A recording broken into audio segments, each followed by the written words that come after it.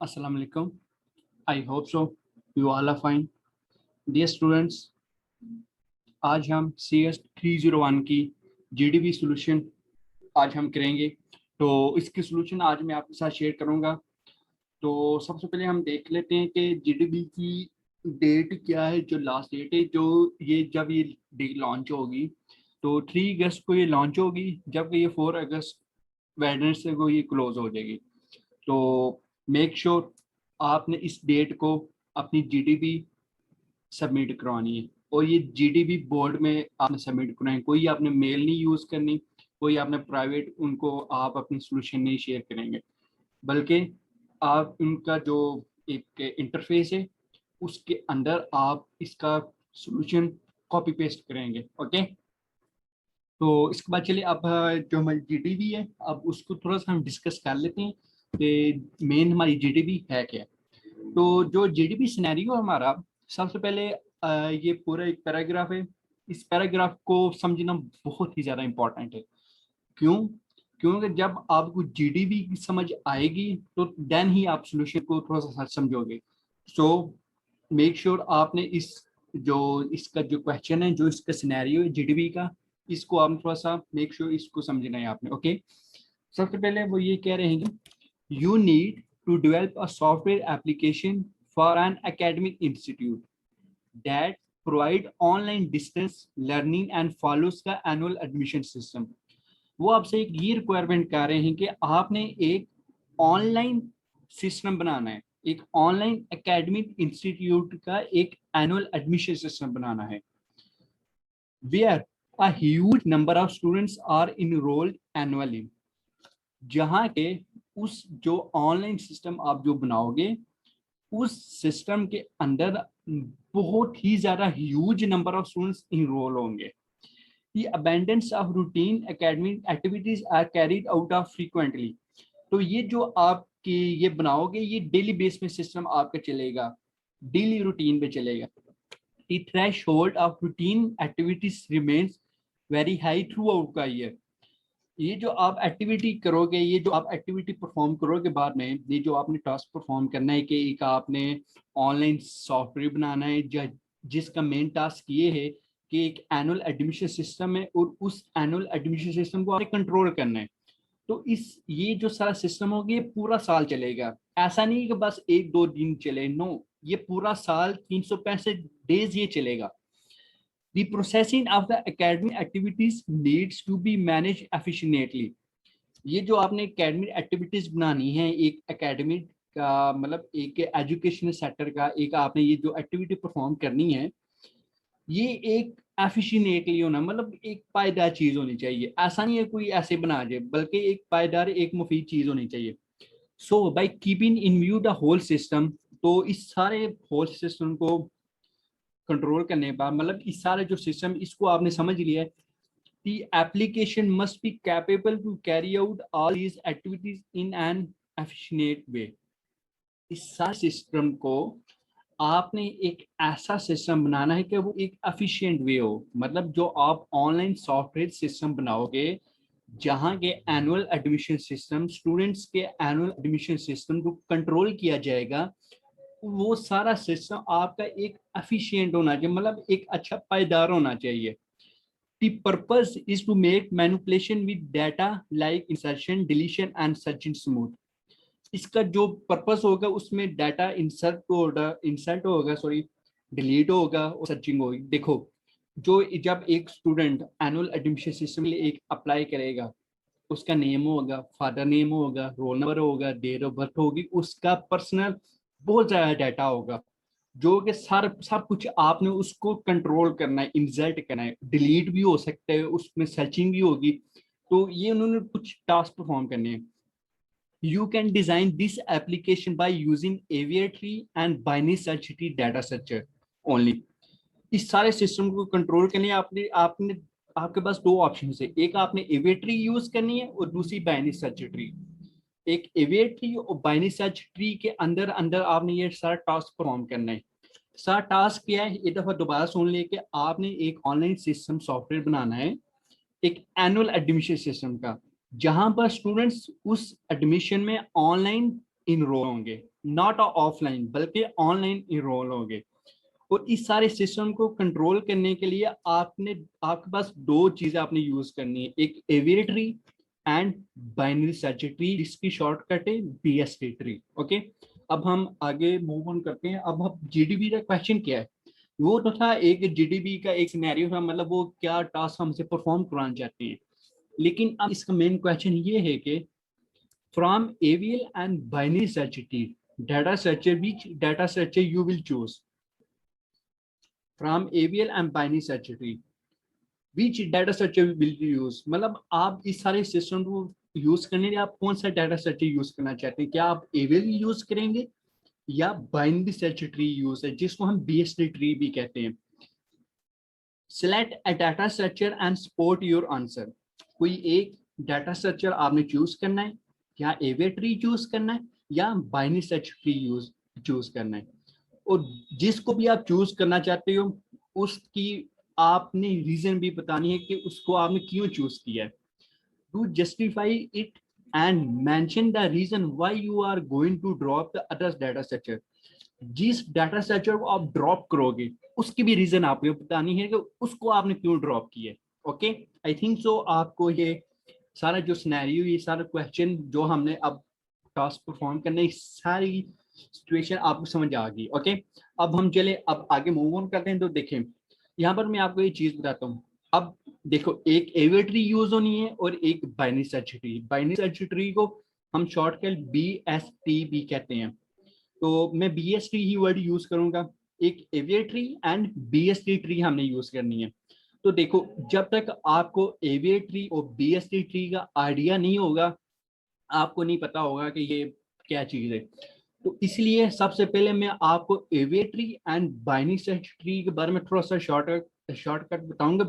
लेकिन ये जो दोनों टॉपिक्स थी बहुत ही ज्यादा लेंथी है।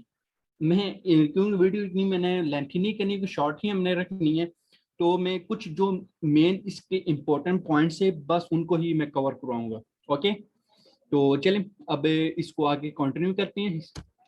देखो, सबसे पहले हम देखते हैं कि एविएल ट्री क्या होती है।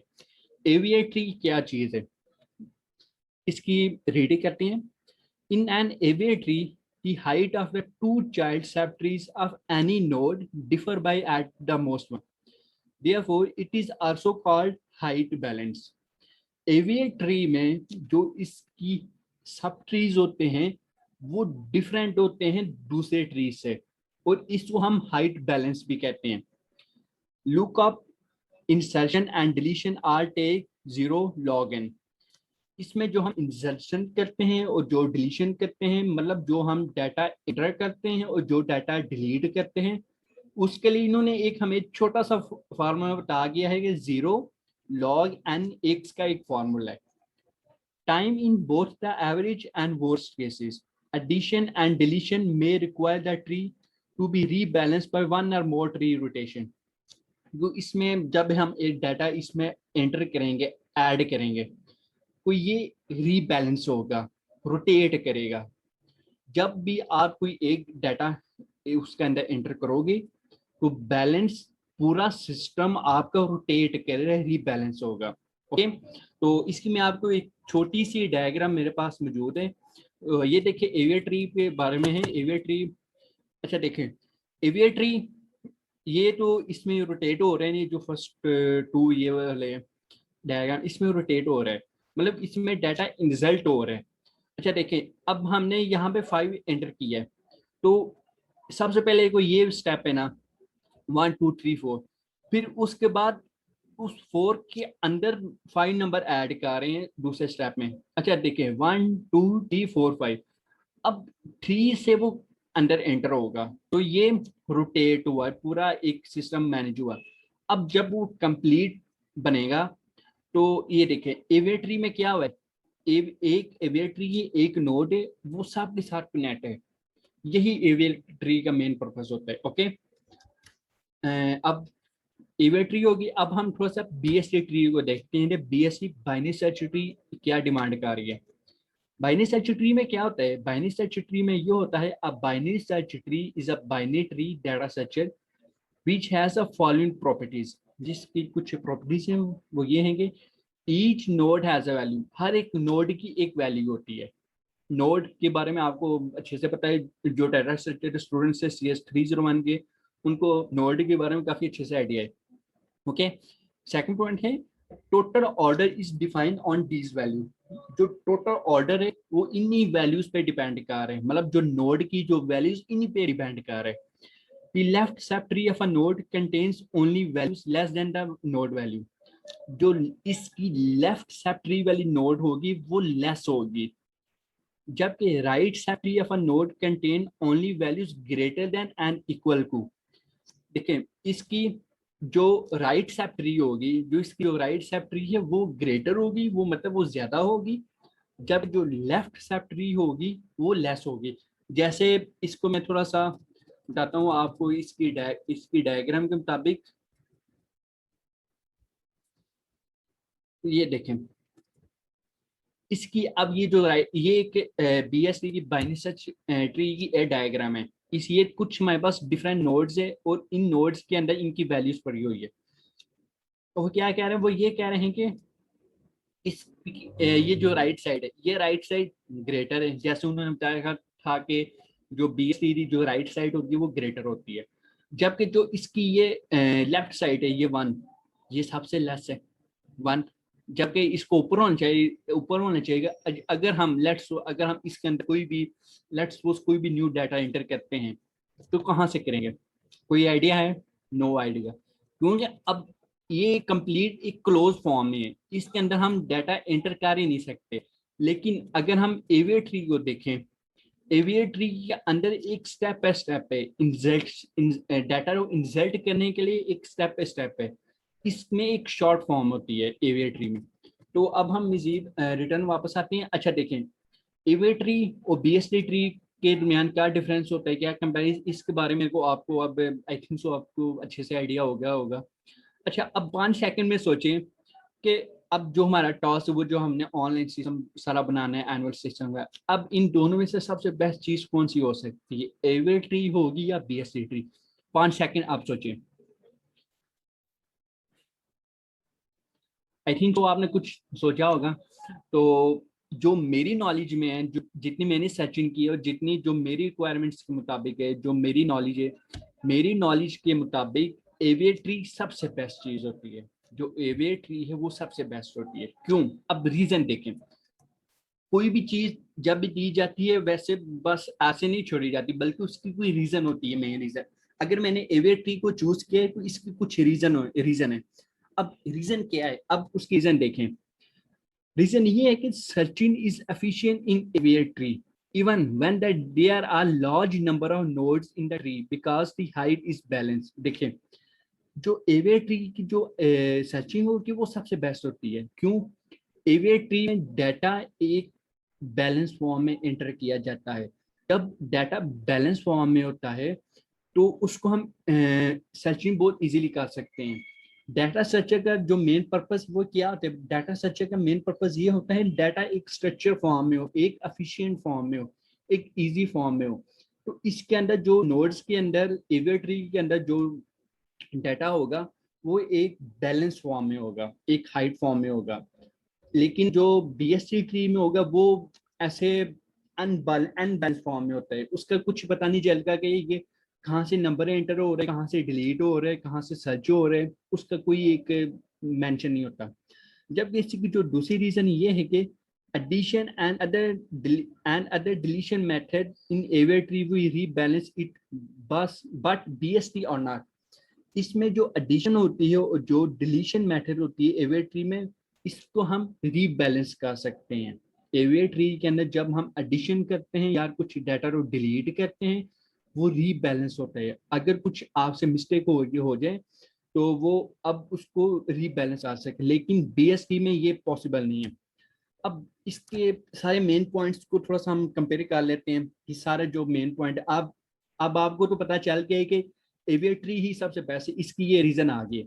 लेकिन अब इसकी जो समरी जो मेन पॉइंट्स वो ये हम इनको ये कह सकते हैं कि AVL tree is best as compare to BST because In AVA tree, the data we rebalance with this formula log n formula method, and with the one or more tree with rotation, but in BSD this is not exist.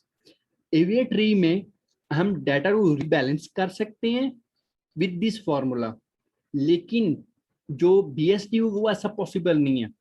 In BSD would balance the data in left and right side, but our task requirement this is not good.